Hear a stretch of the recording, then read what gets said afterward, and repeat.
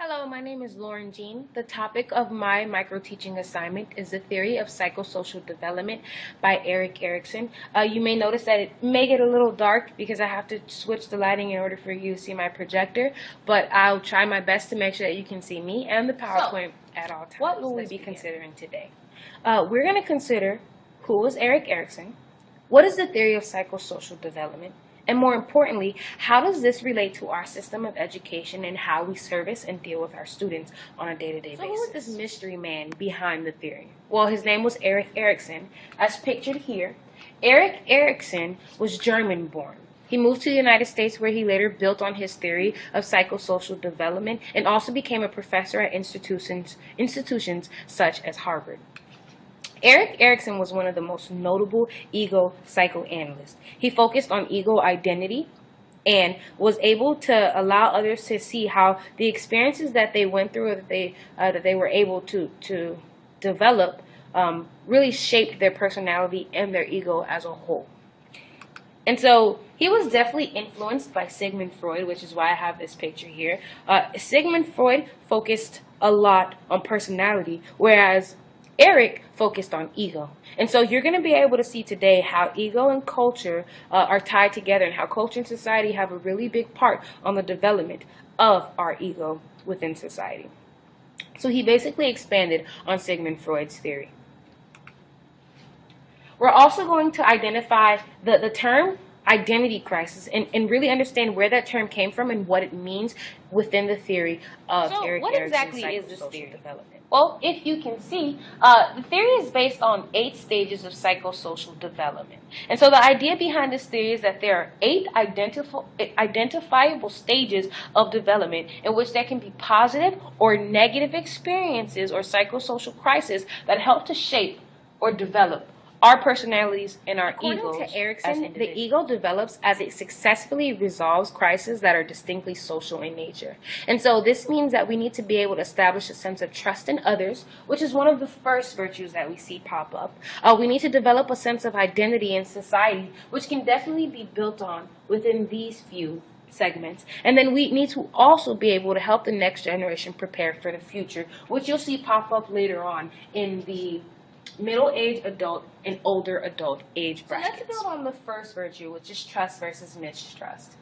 Infants look to their primary caregivers for stability and for consistency of care. And so if this care is consistent and reliable, it will allow that child to develop a sense of trust that will carry into other relationships in the future. This leads to a virtue of hope if a crisis ever arises. If crisis ever arises again, that child is able to identify that they are secure and supported and will be cared for by someone. If there's a failure to develop this trust, it will result in a lack of trust. And most of the time, this does develop into fear or lack of trust within others. This virtue is definitely going to be developed from the beginning years, so 0 to 18 months, from newborn on to the next developmental phase is autonomy versus shame and doubt. This is definitely developed between 18 months and 3 years, so these are the toddler years. And so in the toddler years, there needs to be a delicate balance from parents in the physical development of their child. That child may want to become more assertive and may want to do other things such as tying their shoes or maybe feeding themselves. And one thing that was really important that Erikson definitely stressed was that they must not be criticized for failures or accidents. You don't want there to be any loss of self-esteem within this developmental phase. And so there are 2 outcomes. If they're encouraged and supported, they're going to be confident and secure in their abilities. This is going to lead to a virtue of will. Whereas if they are criticized and overly controlled, this may lead to a lack of self-esteem, and they may feel a sense of shame and doubt in their abilities between 3 to 5 years, which are the preschooler years. And this is the initiative versus guilt phase. In this phase, children begin to assert themselves more. They take more independence in what they are doing. And the most important event at this stage is independence. A child will continue to be assertive and take initiative, and they're eager for responsibility. So 2 outcomes, of course, will come from this. If allowed to take initiative, they feel secure in their ability to lead others and make decisions. And this leads to a virtue of purpose. Right now, as a child, this leads to a purpose within the family, but later on, this will lead to purpose within the society.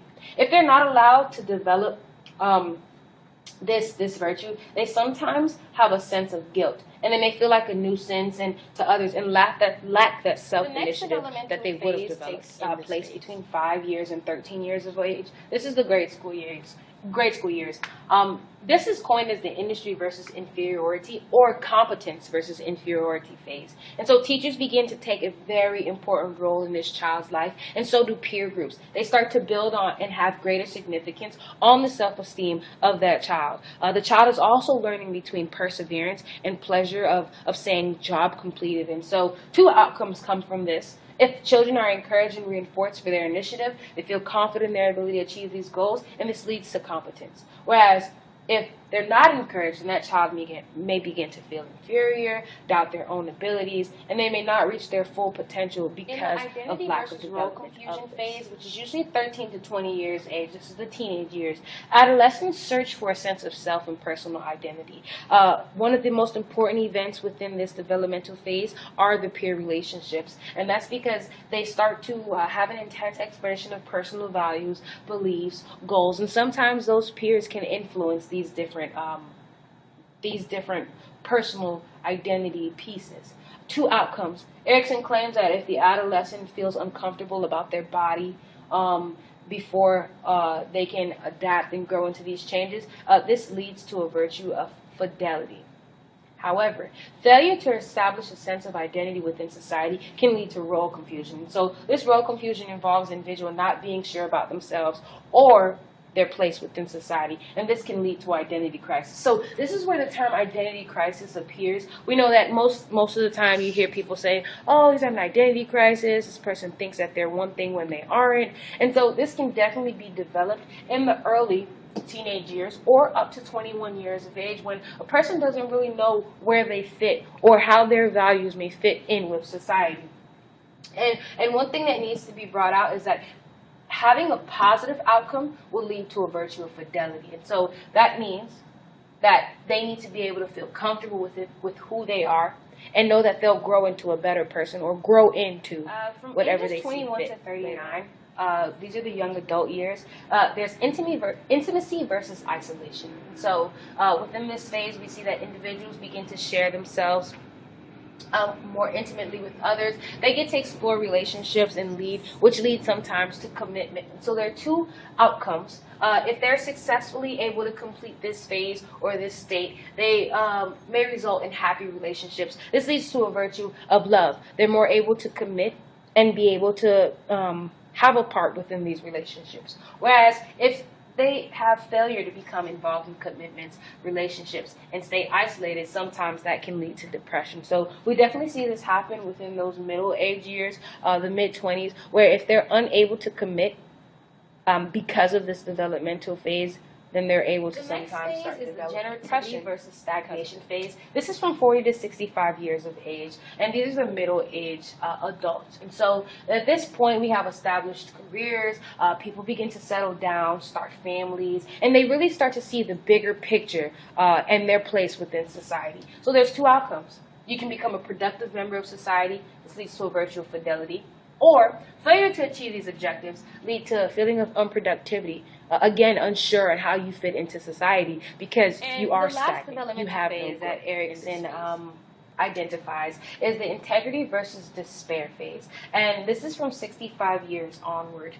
Within this phase, you start to slow down in productivity as you're an older person now. You explore life, but you really contemplate the decisions and the experiences that you've had, the accomplishments and successes that you've had, and develop integrity in them. And so there are two outcomes. You can either feel accomplished and productive in what you've done, and that usually leads to a virtue of wisdom, or failure to achieve these objectives may lead to a feeling of hopelessness and depression, and really like, what have I done over the past few years? And so that integrity won't be developed. We just discussed a lot of different developmental phases. Our students have gone through a few of them.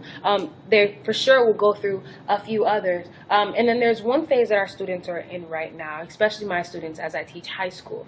And so why is all of this information important? Well, as teachers, we want to have a better understanding as to the experiences that may have led to the development of individuals such as our students. More importantly, it helps us to understand student behavior. If we're able to understand maybe these different phases or stages of development, we're able to see maybe at what point our students have, maybe dropped off or had failure developing, and maybe we're able to help them secure these different developmental stages, or at least work on them. It allows us to have a better sense of how we can approach each of these children differently, and even use them when we talk about differentiation. The most important phases that I think can actually be used for any teacher, because we see students usually from ages 5 all the way up to 21. The first is industry or competence versus inferiority. And as discussed before, this is when we start to see that teachers begin to take an important role in a child's life. And so definitely this is one of the phases where we want to build within this phase. We want to make sure that we make the positive relationships that we need to with our children and really help build their self-esteem. As teachers don't realize this, but they really play a huge part in the self-esteem of children within this phase. Another is the identity versus role confusion. This is from ages 13 to 21. Most importantly, these are my students, and so I definitely took this phase or this developmental stage to heart. As stated before, this is where they start to have an idea of self. They start to identify themselves and explore their values and their beliefs, and how do they fit within society, and how do their goals fit in with society. And this was most important to me because I was able to see how I would help a student identify who they are and really get to know self in order to make these goals and really find their presentation. The 2 questions that I have are located in the forum. Thank you for watching my Microteach. I know there was a lot of information that I had to provide. I do hope that other than this being one of my assignments, that you guys were able to learn about the developmental stages, the psychosocial developmental stages, and really find a way to implement them within your classroom. If you have any questions, feel free to respond on the forum or ask them indirectly through a note.